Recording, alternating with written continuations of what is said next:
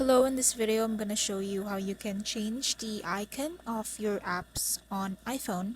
So first you need to have the shortcuts. It should already be downloaded on your iPhone, or just check it on your app store if you have it uninstalled for some reason.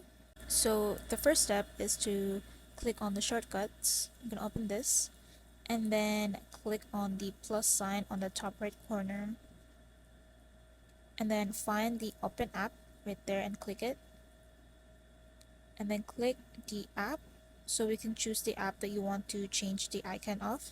So as an example, I will be choosing Twitter, so I'll find Twitter and click it right there, and then click the drop down arrow right there at the top, and then we're going to click add to home screen. Here you can change the name. So since this is Twitter, I'm going to put Twitter. And then now to change the icon, I'm going to click the picture right there just behind the name, and then I will click the choose photo, and then here I have this icon, Twitter icon, already downloaded from Google, and I'll be choosing that.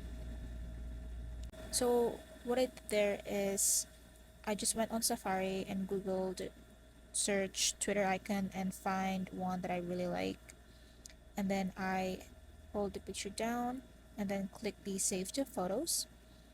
So that's how I got that picture, in case you are wondering. So from here, just click add on the top right, and now it should be added to your home screen.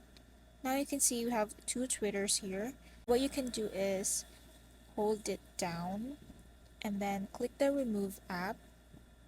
Don't delete this or it will affect your shortcut, but instead click the remove from home screen, and it should just disappear from your home screen and your shortcut still should work. Right there, when you clicked it, it's working fine. So that is all for this tutorial. I hope that helps. Thank you.